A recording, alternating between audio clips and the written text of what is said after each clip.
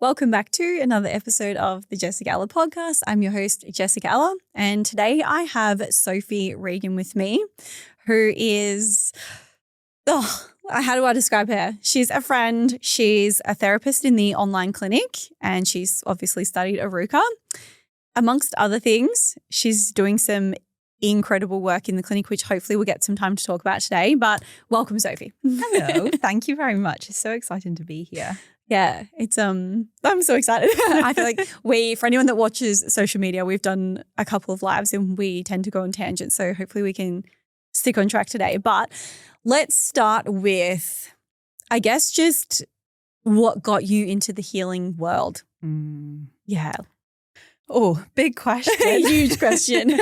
Big question. So, I think like most other therapists or healers, it tends to be your own experience that pulls you into this work, usually your own pain and suffering and desperation to find a solution and to simply feel okay. And I was no different to that.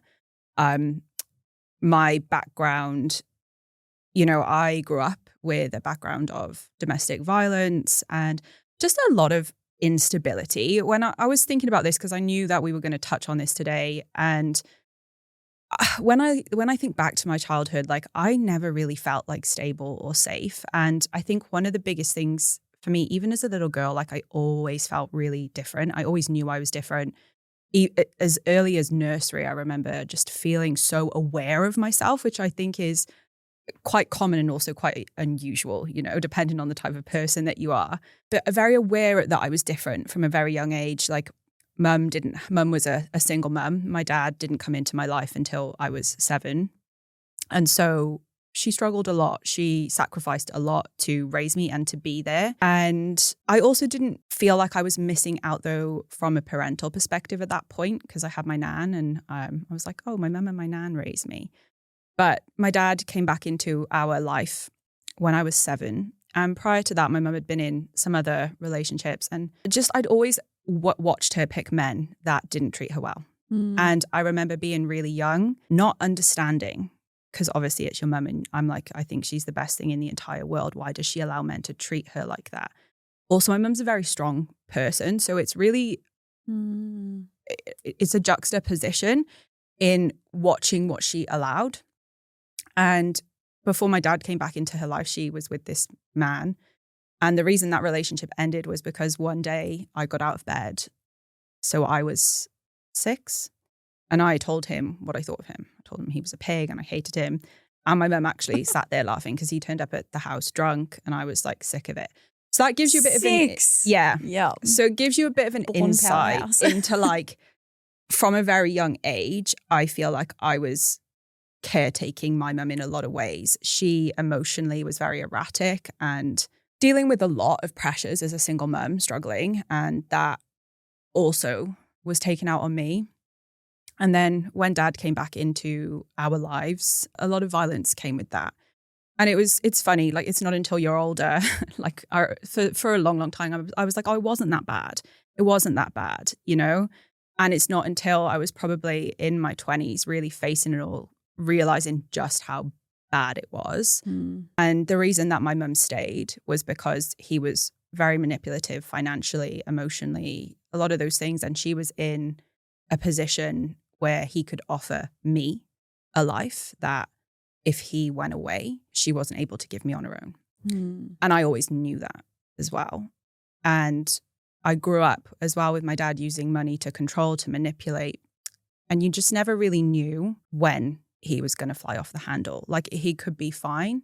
And then one word, one look, one moment, and we would go away every holiday. It would turn into violence in hotels, in the middle of the street, in restaurants. I know now that I never felt safe. And also we didn't deal with it. It was just those episodes would happen. My mum's face would be bitten. She'd be black, she'd be blue. And I might have been at my nan's. I might come home. The house was smashed up. And we just didn't talk about it. We just went on. We went on with life and acted as if it never happened. And so how did that then you know, like that lack of safety, that lack of stability, that, you know, I guess there would be a level of guilt as well of knowing what your mum was doing, like being so self-aware. We often take on so much guilt when we're that age and self-aware. But what did that lack of safety and instability manifest into? Like, you know, what did that look like in your teen years and your 20s that sort of led you to needing, you know, because you went from going, okay, well, this isn't that bad to, oh, actually this is bad. How did that come apart? Well, I developed an eating disorder very early. I developed bulimia at the age of 10. I just one day walked out from my classroom and went to the toilet and made myself sick, and I didn't really know what I was doing. And that happened very young. And so was there a thought? Do you remember that there was like a thought process? There was. That? It just happened. No, I don't remember a thought process. I just remember it was like involuntary. It was like completely involuntary. And for me, that's why I work a lot with the body now, because I took it all out on my body before I was conscious. Like, I also have very low self-worth because of that difference I spoke about at the beginning. I always thought there was something wrong with me. And I thought it was because of the way that I looked. I always felt awkward and different, and I wasn't beautiful, and nobody wanted to be my friend. I was always the one that was picked last. And so I hated myself effectively. And I knew I didn't like myself, but I presented this personification of who I thought the world wanted me to be to try and fit in. And I studied people, like I studied people that were funny, and I learned how to become liked. And that was my mission in school. It was to become liked, whilst under the surface just feeling incredibly broken. And I was aware of that. And it's like this idea of like, no one can know how broken I am, or like how wrong I am under the surface. And so I developed this eating disorder and all this under the surface. But friends would say to me, Soph, like, it's amazing how you come out so normal with everything that's going on at home. And that was my image, right? I was the one that I held everything together. I got good grades. I supported everybody else. Like, on the surface, I'm like this confident, thriving human. But under the surface, I'm like breaking down. I didn't realize until I was a lot older as well, like I really relied on relationships to feel okay. Like, I always had a boyfriend from the age of 15. And to be fair, the guys that I actually picked, I always picked, it was like I was going for the complete opposite of my dad. I was like, I will, no. You know? Yeah. But which is amazing. Which that's is not really how it generally goes. So that's great. Yeah. And then it all sort of came to a head in my early 20s when I ended a really long-term relationship. I was in London. I was away from all my safe people, all my friends, really alone. And that's when like the eating disorder really manifested in a really big way. And I was kind of like, I cannot go on like this anymore. And that was also the start of healing for me and realizing, I remember at this time I was like listening. I was aware that I was always trying to work on myself to become better. Mm-hmm. And at that time it was like manifestation, personal development. Like it was all that kind of thing. And without like the deeper. Kind of the more superficial, like wanting to still look good on the outside with those tools, but it kind of gave you the gateway in. The gateway. Yeah. Yeah. And I remember I'd listened to a podcast about anxiety and learning what anxiety was for the first time and being like, it was like, you know, when you hear the air conditioner in the room of like, oh yeah, that's just like my whole life, you know? Like you don't realize it's not normal. All these things I started to develop a self-awareness, I think. And I remember I went to see a therapist specifically for eating disorder. And I went to about 3 sessions. And I think she asked me like, and how does that make you feel? And how does that make you feel? And I was just like, okay, I need to do this on my own. Like, we're not going to get anywhere here. And I remember like one day I literally got a download and it was like, go inward, go inward, go inward. And I just like got this message. And it was like this knowing of like, I had to go inward. And really from there, that's how I started like working through everything really. Yeah. And then, that led me into. Yeah. So what's your relationship with your mum now? We have a really good relationship. In my teen years, and after she separated from my dad, she took everything out on me. It was it's almost like what I went through with her is worse than what I went through with Dad. And it's interesting now, she's actually just about to start her own therapy, and she is the most amazing person in the world, and we have a very, very close relationship. And also she's got this side of her own pain that she's not been able to manage. And she, alcohol was a big issue in my home, massively abused. And my mum would drink a lot to try and cope. And that led to a lot of problems. This is like a super, super side tangent, but what's your, did that cause you issues, or has that ever caused you issues with alcohol?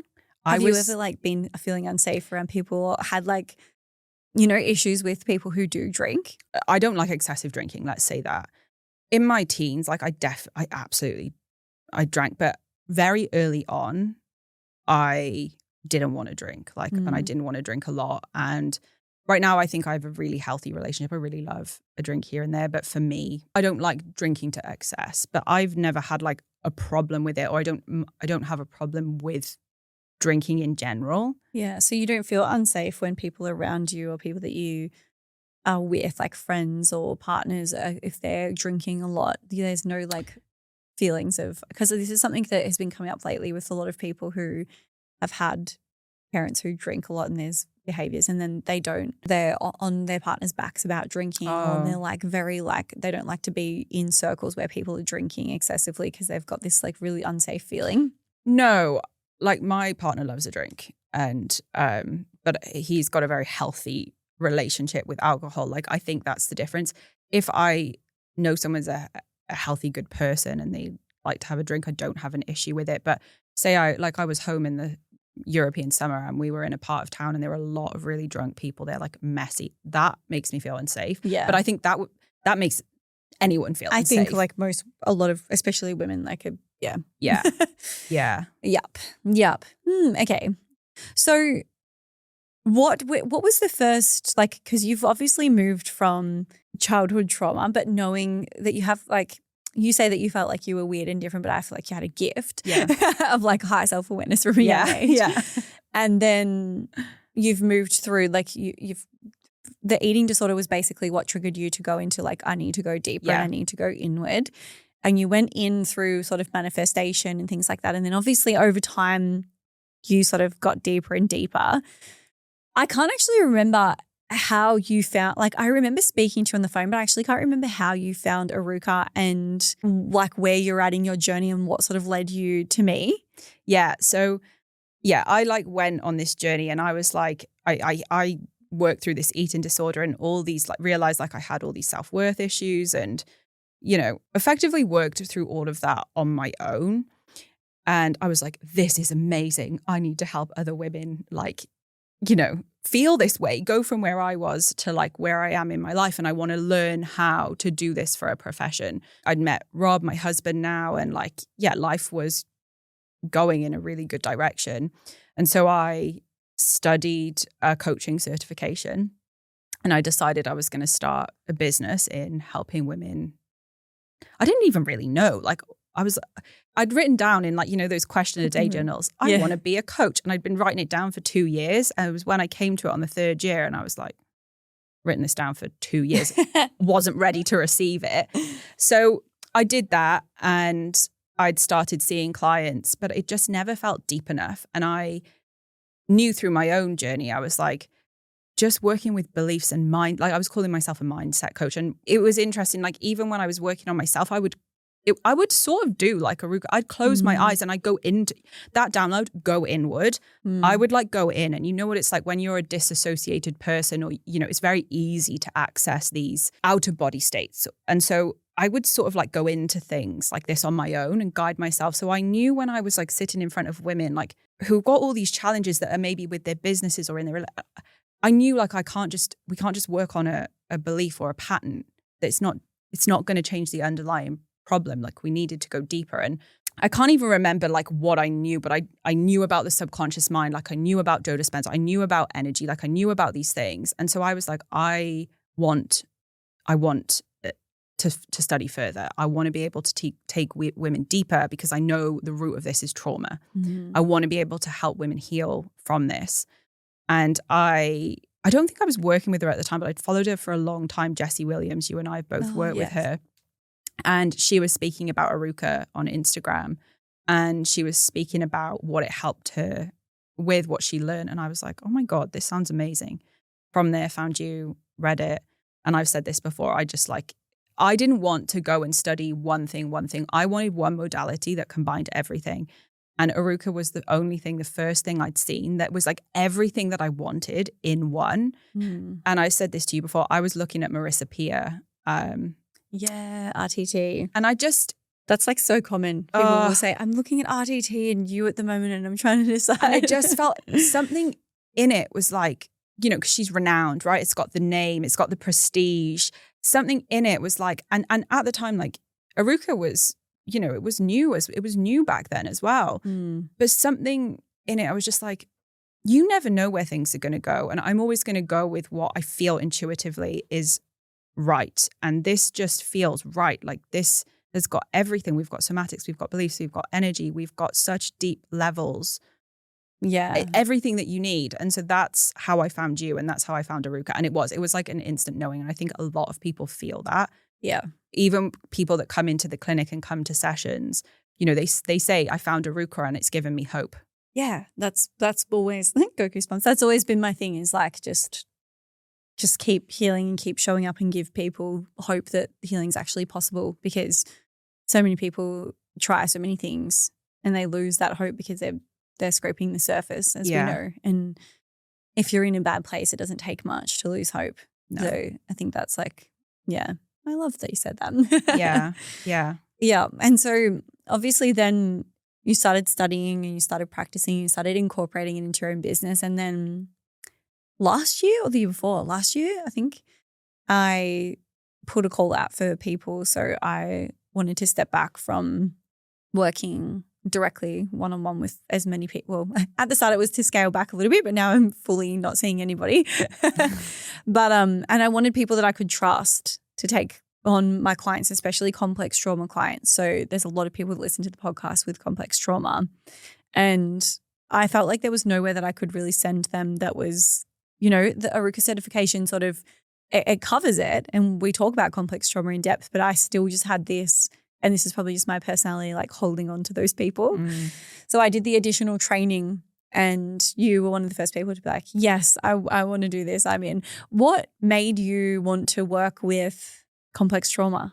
I just think the level of change and transformation that is possible when you, like the impact, like one of my core values is impact. And I think the level of impact that you can make when you work with somebody that is suffering in that place, and like you said, tried so many different things and it feels like nothing is working, the level of impact that you can make in someone's life and therefore in the world, and the ripple effects of that change and that healing for just one person that will go on to have, for me, feels profound. It feels meaningful. It feels so important. The level of like what I feel when I receive words of gratitude or just see the change, it's indescribable, because I think like there is so much potential inside every single one of us.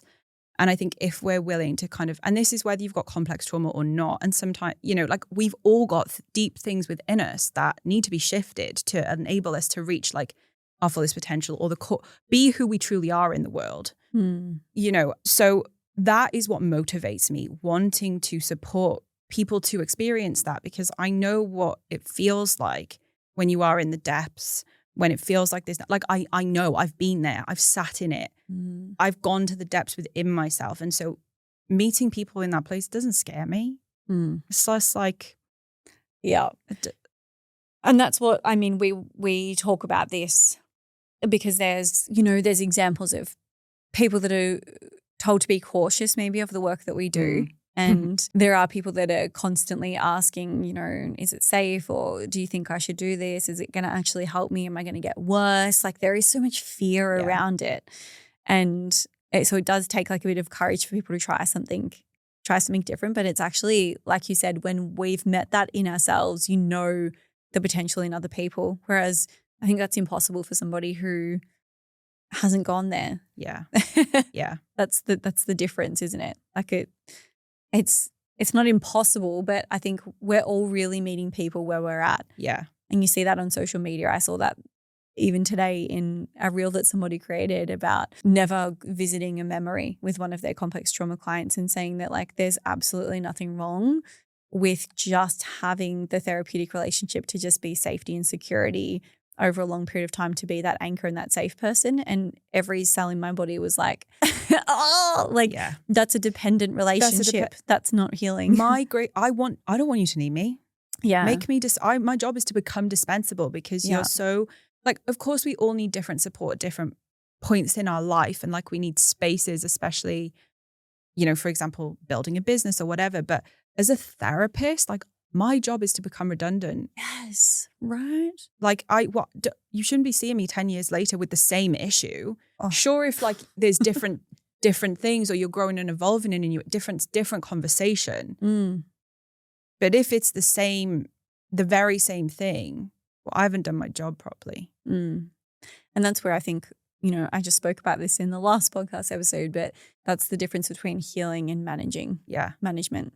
And most modalities are managing symptoms or quick relief, quick fix, not actually focused on the long game of like, I don't want people to just feel a little bit better. I want them to completely have nothing to do with like I want them to have none of those symptoms, none of those diagnoses. Like I think the other issue as well, there's so much information out there as well that people think that because they understand their patterns, their behaviors, they've got all this information that's like they're doing something. And it's like self-awareness isn't the same as healing. Self-awareness isn't the same as dealing with it. And it's two completely different things. It's like, do you just want to understand why you behave in that way or why things are happening? Or do you just not want to do it like that anymore?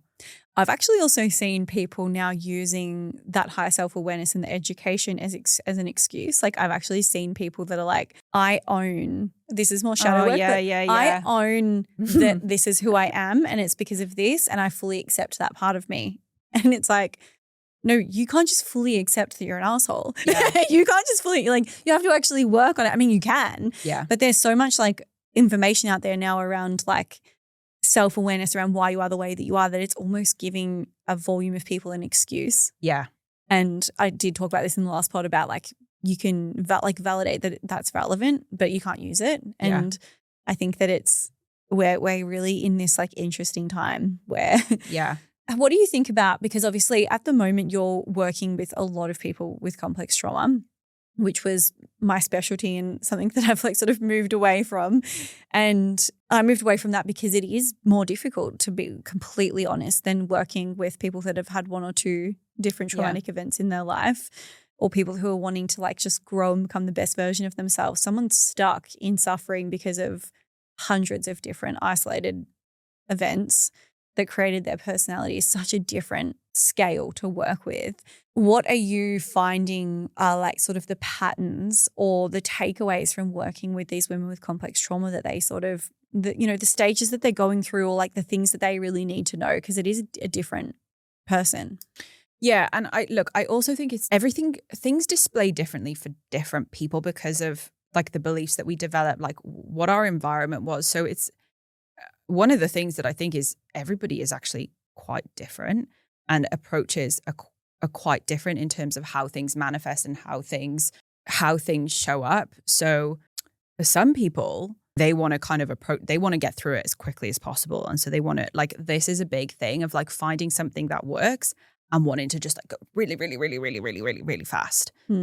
And we actually have to be really careful there, because when you're doing such deep work, we're literally shaking up like your whole sense of self, your whole perception of reality, your whole perception of the world, and like the perspectives that you've seen life. Like when we sort of dissolve that and you start to see things as they were, not as you thought they were, it can be a lot to realize, like that your whole sense. And so that also, anyway, when we're moving through that, it can, like, one of the biggest things is the amount of emotion that comes up when we're working through this. And I think like a lot of people can feel a lot of anger for what happened in the past, a lot of sadness for themselves in the past, you know, and there can be blame on people in their lives and things like that. And also when we're actually becoming a more empowered, well version of ourselves, there are still parts of ourselves, like in this process, that they don't know that it's safe for you to be happy, that it's safe for you to be strong, that it's safe for you to have a voice, that it's safe for you to move forward, that it's safe for you to be in love.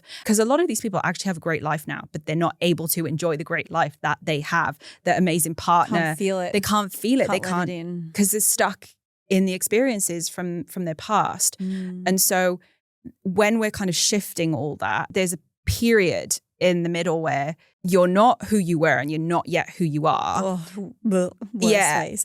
And these parts that don't know that it's safe to fully I had the most amazing session this morning. And what day is it? Oh, yep. Yeah. And she's been in this phase, and it's like this one part.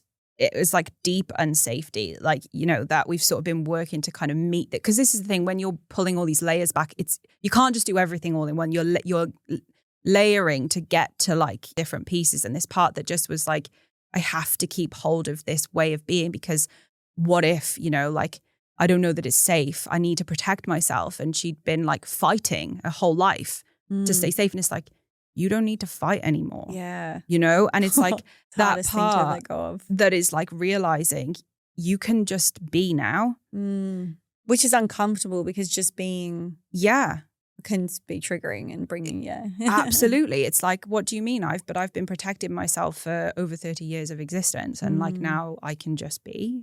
But then it also, like, what comes up with that is then, well, what do you mean for the last 30 years I've just been wasting my time doing all of this? Like, I could have just been enjoying myself this whole time. Like, that's the other thing that you have to accept, the consequences of those experiences, which it is what it is. You can't change it. Of course, it makes sense why that happened. You were, you know, but there's a lot to accept. There's a lot to accept. And so there's also that tension is a big one that most people experience.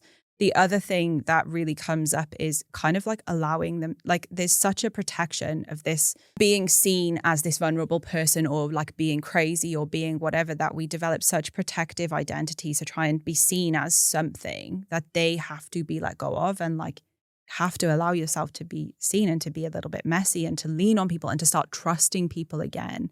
And things that you once did, show the ways you showed, they're not going to all fit anymore. And that is a tension point as well, of like letting go of maybe this really high-powered career that you had that actually doesn't make you happy in any way, shape or form, and you've just been running yourself into the ground because that was what you thought you needed to do to stay busy, not feel, but really all you want to do is spend time with your husband and your child. Like, there's so many different pieces. So I think that part around letting it be messy in the middle, and letting this tension point that comes with like being in a protective state all of your life into, that's the biggest thing. Living in survival to living as somebody that is just a human and feeling safe in the world. That is there's such a titration, and there's like there's a death and rebirth process that we go through. 100%. Yeah. I was thinking about like, I talked about this as well in the other podcast, but the levels of consciousness. And I was thinking about, they talk about like, we think we're making our way up through these levels, but actually when we move up, there's the counterpart of those deepening. Lower levels. So like, we might have felt this much shame. And then we move up and up and up. And then when we get here, we feel like this much shame from an event that maybe we repressed or whatever, because we're holding those like bigger levels. And so what happens is like that grief, you think I've felt the grief, I've worked on the grief, and it feels even bigger, but it's because you're going up, and there's like that counterbalance. And I think I've talked about that in past episodes as well, like why you feel worse before you feel better and things like that. But absolutely, it's a part of it. Like, you've got to feel when you've not felt. So when we're healing, we have to kind of go and revisit the suppressed past experiences that we've not really dealt with, and maybe we don't even know that they're there. You know, we have to, that pain, that shame, that guilt, that whatever it was in that moment that you didn't feel, that you pushed down and that you've been carrying and that's been building all these years, it has to eventually come out in order for you to feel better, because we just become a dustbin otherwise, collecting, becoming full. So there is a period where it feels a bit shit. Yep. It feels a bit shit because you have to release what you've been holding all this time. And especially that's for women that are quite proud or quite, can feel like really confronting to let themselves. But that's also a big part of the healing, to like dissolve those false identities and those false sense of self of who you thought you needed to be worthy and lovable. Yes, which just comes back to the survival in order to survive. Yeah. And I think as well, I was thinking when you were saying like people come to you with different levels of suffering, with different preferences on how they want to heal and ready for at different stages. Like we have people coming through that have never done anything like this, and people that have tried everything. So there's a real variety there. And I think that's what makes Aaruka so special, is that, thinking about some of those other modalities, there's a script that you use across everybody. And I think what I've been trying to stress to people lately, especially people, because I have chats with people in the DMs every day, reassuring them that it's safe for them to even just book into the clinic. And so not so much myself personally anymore, because that's what I'm working on. But I think like people don't realize that like we meet them where they're at. And, we've been trained to, if somebody presents with an overactive mind and we just cannot work with their mind because it's so wild, that we go into the body. And that we do somatics first, and that we ground in. Like we've got so many different tools and techniques to adapt and work intuitively with people, that it is so much more powerful and profound, because we're not reading off a script. We're not just like guiding somebody. And I think it's really difficult for a lot of people that are sitting there with complex trauma going, what's my session going to look like? Because we can't tell them, because we don't know how it's going to go, because we're doing it based off where they're at. And for a lot of people with complex trauma and anxiety, that's really scary to not know what's going to happen and what's going to come up, because they feel out of control. But I think we always work for that greatest and highest good. That's one of the things that we always talk about, is like everything is done for the greatest and highest good of the client. Yeah. And I always set that intention before I go into any session. Like that's always my intention of like whatever is needed. Like I always try my best to put my ego out of the way before a session to try and get a client somewhere or get something from it. I'm like, what does this person in front of me need? What is for their highest good today? And I think that's really important as a practitioner, to put your ego out of the way, because sometimes clients need to go slower. I'm working with a woman like that at the moment, and she's really new to like this work. And, when like I'm realizing we need to like step back even further, because like for her, she doesn't even know what, like, she's not aware of the voices in her head. She's not aware that she's had this inner critic. Like, so how can you need to be able to separate that voice of shame from yourself. Step one. Literally. So it's like, and that's. People are at different levels. People are at different levels. And yeah, like.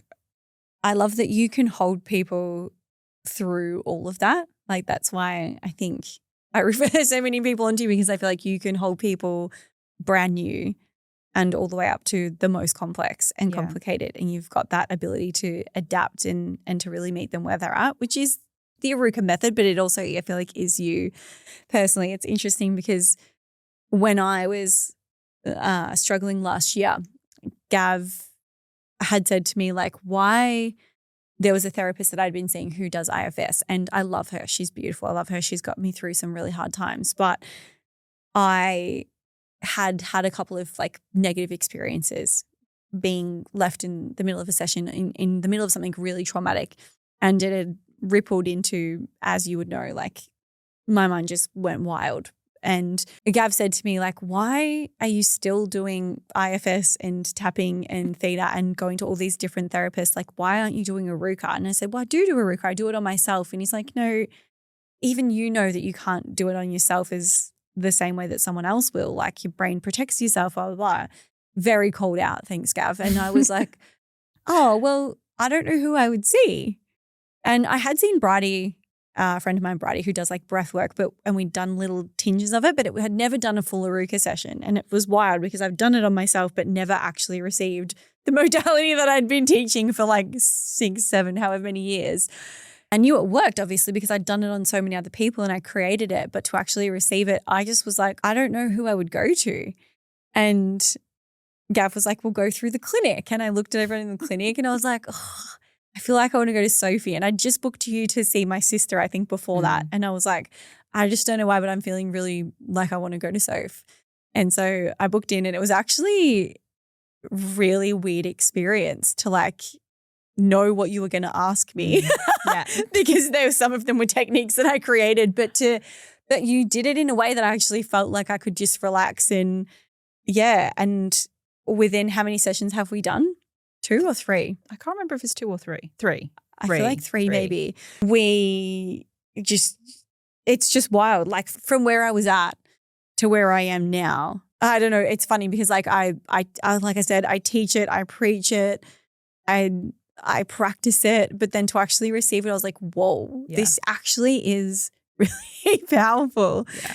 And I don't even know where I was going with that, but I did want to kind of touch on, like that session and like what we worked on and how much you've helped me. And well, I think that's the point, isn't it? Because for you, it was like, and I think it's important to speak to this because you've done so many years of work and it's like you're stepping into a new version of yourself. And so it's like what we were saying, and I know what you were speaking about, I think maybe even last week, around how you step into those levels, those new identities, and it's like you evolve, but you also like have to then, those things that are slightly perhaps unprocessed, or there's little things that are there, they're going to come to the surface, and it's like meeting them. But do you want to share anything from it? No, I'm happy to talk about anything. I think that's where I struggle to remember, because once it's processed, it's kind of like, oh, that's in the past. Like I think so. When I came to you, I had been left in a parts. So I was doing IFS, which for anyone who doesn't know what IFS is, it's working with parts of yourself. And basically I'd had a session. There were these 2 parts that were quite like, you know, having a bit of a difficult time. And she left midway through the session and was like, oh, you can finish it yourself, because that's the way that we'd done it in the past with little things and it didn't matter. And trying to just like have sort of a quick fix, I just was like, I'm just going to blend the parts together and just they can meet, they can become one, I'll bring them into self and just move on. And I finished the session with that, and basically from that point, the parts were part of an unprocessed memory that I thought that I'd worked on, but I hadn't. I'd kind of really just brazed over. And from that point, the parts just got so loud, and they started, like I started oscillating between, like literally the 2 parts became like the 2 parts of my own brain, and they got so loud and they took over, and I got really confused between, am I a bad person? Have I done something wrong?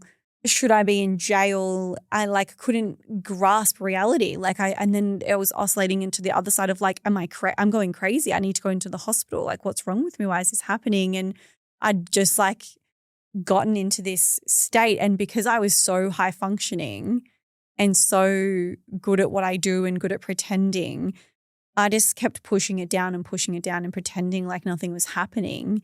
And just kept working, and for 9 months until I just hit a complete snap breaking point. And I can now look back and go, oh, okay, this is what it was. But I got to the point where I was just like, I don't think I can ever fix this. Yeah. Yeah. Which a lot of people feel, especially when it's something that comes up and it's something that you've worked on and you're like, what do you mean? Like, why is this here? But when we went back into it, it's just, well, like you said, it was something you'd actually worked on yourself. You'd not been held in somebody else working through that with you. And when you do it yourself, there is a level of protection always at play, because you can't remove that, because you can't identify it, because you're in it. Yeah. So it was like, oh, I did this and I did this and I did this, but that wasn't actually what I needed. That was what my protective parts wanted me to do. When somebody's holding you in that and you're removed from it, I think you get what you need, because you're not the one that's trying to make those decisions, and you maybe approach things in ways that you wouldn't, or things that feel edgy or whatever, like you can confront them because someone's holding you in that. Yeah. And I found like, you know, we worked with one of the most profound things that we did, I think, was I'd done 6 years maybe of parts work. And we actually got to the point where we just were like, we don't need to work with the parts anymore. Like we didn't banish them, but we just kind of dissolved this need for compartmentalizing into parts. Yeah. And for these parts to have such a big influence and a big say. And it's had an amazing shift. Aww. Like I just don't feel like there's all these parts screaming at me, because sometimes when you lean into parts work too much, I mean, parts work is amazing. And I've accessed memories through parts. And I've been able to speak to a part, and then all of a sudden the part's showing me a memory, and it's like, whoa, okay, it's powerful, but it has its limitations. And I think, again, this is where knowing we need to resolve that. We need to I said that at the start, didn't I? I was like, I feel like we need to go in, we need to process whatever's, and then we think we need to tell those parts, like, you know, it's done. Like, and sometimes you do, and you got to be really careful. And you got to know where someone's at with that, because otherwise you can shame somebody, or if they can't move past it, or, you know, you've got to really know where somebody's at with that. But sometimes you do just need to tell those parts of self, like, this is done. Mm-hmm. And like you were ready. I was very ready. That. I think this is what I love. This is what I love so much about you and about the work, is that like it meets you where you're at. Like you said, parts work is powerful, but there comes a point where it's not required. And the same with, you know, we've been talking about specific clients or past clients of ours where it gets to the point where actually they've processed all their trauma and they actually need some of the positive mindset. 100%. They actually need some positive psychology. They actually need some mindset hacks. But it's a really important, like, we talk about healing. But integration is such a fundamental step of healing. Like, for me, actually support, not just helping you process the shit, helping you move forward is equally important. And reintegrating life from a really empowered, authentic way is a whole fucking thing on its own. Like, that's a whole thing on its own.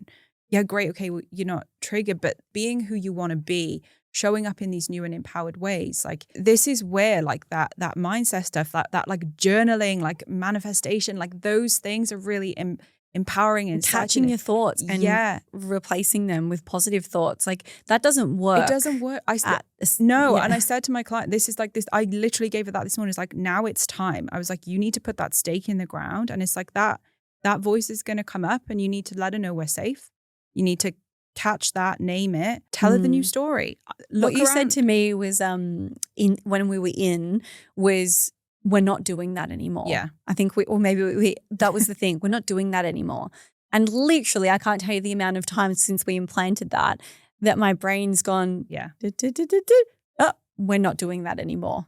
And it just pulls it back in. Yeah. And it's like, it's a snip, so it pulls. And I don't even think that comes unconsciously. Obviously, this is because we implanted in the subconscious, but that we're not doing this anymore has been, and again, anyone that's listening, you don't do that when you're at the start stages. If you've got complex trauma and you're like having all of these memories and flashbacks and shit, you can't just we're not doing that anymore, because it will build up and it'll keep coming. But it really blew my mind that it can get to the point where I had processed so much and done so much work and could get to this whole different version of myself and still spiral so hard.